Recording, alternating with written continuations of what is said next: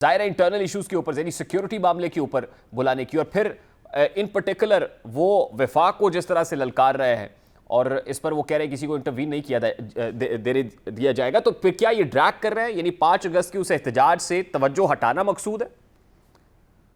बिस्मिल्लाहिर्रहमानिर्रहीम, इय्याका नअबुदु व इय्याका नस्तईन। देखिए, एक बात याद रखिए, जो डिसीजन मेकिंग है वो डिसीजन मेकिंग ऐसा है कि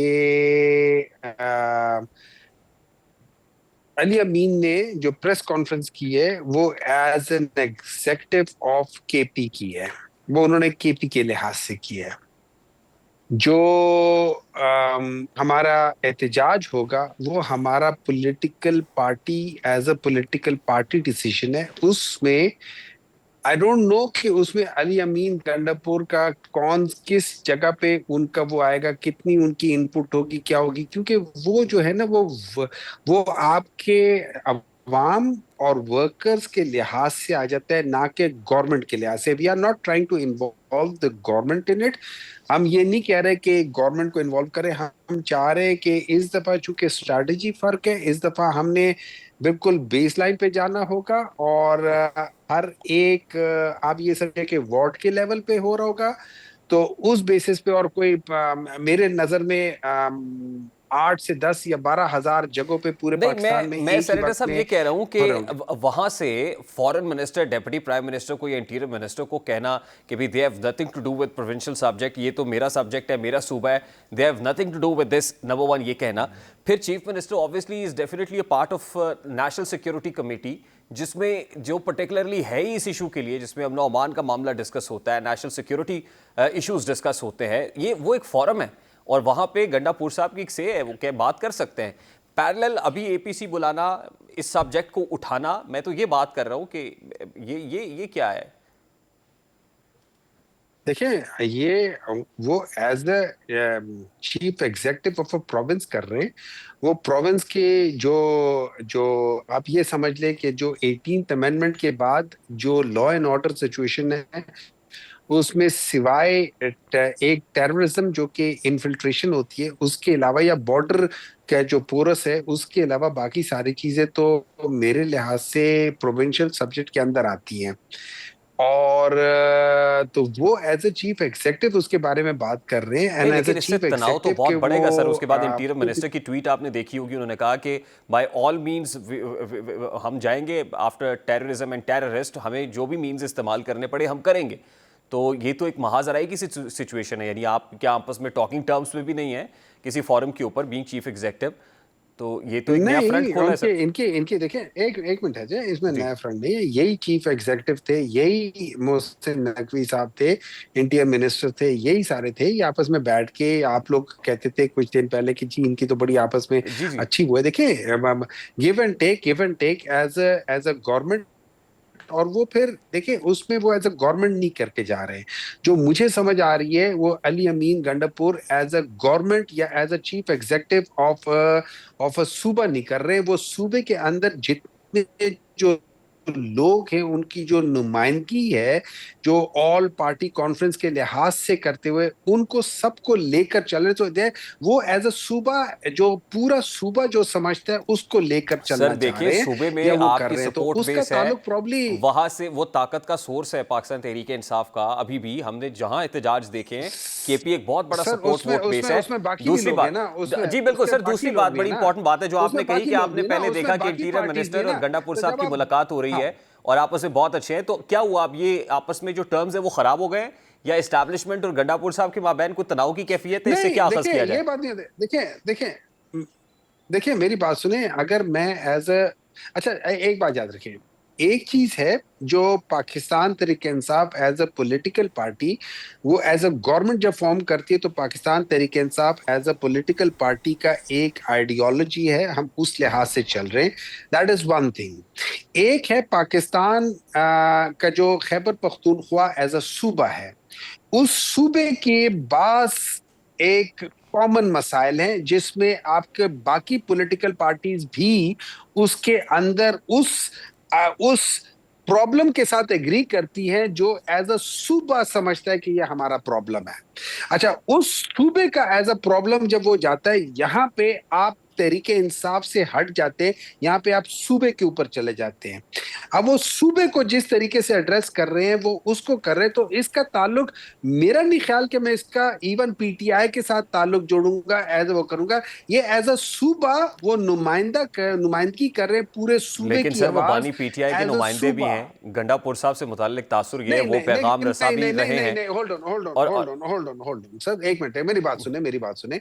आप एक टेलीविजन चैनल पे बैठे हुए हैं, क्या आप टेलीविजन चैनल का जो मालिक है, क्या आप उसकी नुमाइंदगी करते हैं, या आप अपने प्रोग्राम एज उसके anchor person as an independent programme की नुमाइंदगी करते हैं? ये दो मुख्तलिफ चीजें। हाँ, आप ओवरऑल जो आप लोगों की पॉलिसी होगी उनको लेकर चलेंगे, लेकिन एट द सेम टाइम आप अपने प्रोग्राम को लेकर चलेंगे, उसके पॉइंट ऑफ व्यू लेकर चलेंगे, वो सारी चीजें करेंगे। हो सकता है आपके प्रोग्राम की जो क्लैश आता हो, जो जिस लिहाज से आप चल रहे हैं, हो सकता है वो आपके जो जो तो मैनेजमेंट है सर अभी उसके साथ अभी जाते हो, अली लेकिन अमीन आप वहां पे गंडापुर परवाह साहब नहीं का करेंगे। प्रोग्राम क्या है, यानी गंडापुर साहब का अभी क्या टास्क है इस वक्त, क्या पोजीशन? क्योंकि मैं ये कह रहा हूं, मुझे अभी तक नहीं समझ आ रही कि पाकिस्तान तहरीक इंसाफ ने एहतजाज करना कैसे है, हिकमत अमली क्या है। अभी तक तो ये डिस्कस होनी चाहिए थी। यार मुझे एक बात बताएं, मैं आपको दोबारा बात बता रहा हूँ। अली अमीन गंडापुर पाकिस्तान तहरीक इंसाफ के मेंबर हैं। वो पाकिस्तान तहरीक इंसाफ की जो गवर्नमेंट बनी है वो उसके इलेक्टेड चीफ मिनिस्टर है। एक बात, अली अमीन गंडापुर खैबर पख्तूनख्वा के चीफ मिनिस्टर है। एक तो वो गवर्नमेंट है जो पीटीआई की अच्छा, गवर्नमेंट है, मुझे मुझे सर ये बताएं, चलिए एक मैं है मैं सूबा है जो खैबर पख्तूनख्वा है। Let me just rephrase my question. जब तहरीक इंसाफ एहतजाज करेगी प्रोटेस्ट केपी के फ्रंट से, तो उसको लीड कौन करेगा?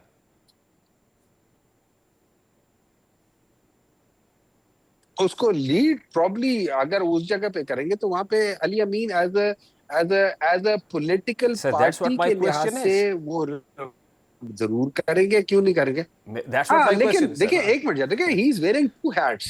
सो जो नहीं, आप don't do not try to confuse people with वो ना, आप जो अपने अल्फाज हैं वो किसी के मुंह में डालने की कोशिश ना करें। मैं आपको सिंपल बात बता रहा हूं कि एज अ सूबा, अब इसमें पीटीआई नहीं है, इसमें सूबा है केपी। इस सूबे में मुख्तलिफ पॉलिटिकल पार्टीज हैं, और ये याद रखें कि इसमें हो सकता है पीएमएलएन के जो मेंबरान हैं वो एज अ सूबा भी इसके अंदर एग्री करते हो सकता है पीपल्स पार्टी के जो मेंबरान है उधर वो एज अ सूबा इसके साथ एग्री करते हो सकता है कि एएनपी वाले एज अ सूबे के अंदर वो इसको एग्री करते हो सकता है वो पीटीआई के साथ एग्री ना करते हो, लेकिन सूबे के इस चीज के लिहाज से वो एग्री करते हो। तो यहां पे बात पॉलिटिकल पार्टी से बढ़ के सूबे की आ गई ठीक है है। सर, लास्टली अब वो सेनेटर साहब, सूबे की हद तक एक डिसीजन ले रहे हैं जिसके लिए उन्होंने all party conference of that सूबे। हुमायूं अहमद साहब, मुराद सईद साहब जो है वो रूपोशी खत्म करके हल्फ लेंगे सेनेट की नशस्त से? देखिए, इस तरह है कि हमारे मुल्क में बड़े अजीब अजीब प्रेसिडेंट कि जब आप उनको देखते हैं तो फिर आप कहते हैं इस मुल्क में कुछ भी हो सकता है। Ishaq proclaimed offender and through ये still उन्होंने इलेक्शन लड़ा था सेनेट का, और सेनेट के मेंबर बन गए थे, और 5 से 5.5 साल वो सेनेट में आए ही नहीं थे। वो बिल्कुल नहीं आए, 5 से 5.5 साल वो सेनेट में नहीं आए, ओथ भी नहीं लिया, लेकिन सेनेटर रहे। फिर जब ये 2022 के बाद जब सारा कुछ हुआ वो वापस आ गए। उन्होंने 2022 में उन्होंने ये क्या कह सकते हैं 22 जी जी, बिल्कुल बिल्कुल, सबको याद है कि इसहाक डार साहब ने जो किया, तो इसहाक डार साहब को फॉलो करेंगे मुराद सईद साहब। पिछले 3-3.5 साल की तनख्वाह भी ले ली। तो हो सकता है मुराद सईद साहब ने वो देखा हो कि हाँ जी ये हो सकता है, पाकिस्तान में हो सकता है, तो व्हाई नॉट। और फिर आज वो ठीक हो गया पाकिस्तान तहरीक इंसाफ के लिए, जिस पे कल वो तनकीद करते थे। नहीं, मैं तो उससे देखिए मैं उससे एग्री नहीं करता, यानी वो गलत था तो ये भी गलत है ना सर? अगर मैं वो प्रेसिडेंट जो सेट हुआ था वो गलत था ना सर? नहीं देखिए, मैं उसे देखिए, अच्छा उसमें देखिए, अच्छा उसमें उसमें जो गलत था ना, उसको 3 साल की तनख्वाह नहीं मिलनी चाहिए थी, 3 साढ़े 3 का के। अगर मुराद सईद 3 साढ़े 3 4 साल नहीं आता और बाद में आ जाता है और ज्वाइन कर लेता है, मैं उसको भी कहूंगा कि मुराद सईद को उन 3 साढ़े 3 साल की तनख्वाह नहीं लेनी चाहिए, और मुराद सईद नहीं लेगा। ये मुझे उस पर यकीन है कि वो नहीं लेगा, क्योंकि ये मिनिस्टर्स में से था कि जो जब वहां पे होता था वो सबसे कम अपनी मिनिस्ट्री में पब्लिक फंड्स को इस्तेमाल करता था, वो सबसे अच्छे तरीके से इस्तेमाल करता था। तो I have got full faith in him ठीक। कि अच्छा वो काम अच्छा, नहीं सेनेटर करेगा साहब, जो लास्टली वो करेगा। मिर्जा अफरीदी जो हैं वो सेनेट में चेयरमैन और डिप्टी चेयरमैन के अगेंस्ट को वोट ऑफ नो कॉन्फिडेंस लाने की बात कर रहे हैं, ये क्या मामला है? लास्टली बताइएगा, then I have to take a break sir. देखिए, अगर मिर्जा अफरीदी या XYZ कोई भी कर सकता है, क्यों नहीं कर सकता? ये क्या इसमें कोई बुराई है? नहीं, ये लेकिन क्या क्या उस पोजीशन में है? अनकॉन्स्टिट्यूशनल चीज है? मुझे क्या पता, हम तो बहुत सारी पोजीशन में हो सकते हैं। देखिए, हम सेकंड लार्जेस्ट जमात है। हो सकता है कि पीपल्स पार्टी के साथ मिलके, हो सकता है किसी और जमातों 2-3 के साथ मिलके आपने सिर्फ थोड़ी सी सिंपल मेजोरिटी करनी है, एक बंदा ज्यादा हो जाए। फर्ज करें हमारे 28 बंदे हैं, और जिस दिन इलेक्शन हो उस दिन दूसरी तरफ के 28 बंदे आए ही ना, वो कहें कि हम एक्सटेंड करते हैं, देन व्हाट? ये भी हो सकता है कि एक पॉलिटिकल पार्टी किसी एक बंदे के खिलाफ खड़ी हो जाए कि यार हम इसको नहीं सपोर्ट करते हैं। देखिए, फिर वो तो चीज पे चलती है ना। तो अगर ये होगा तो देखा जाएगा। ठीक। अभी तो एक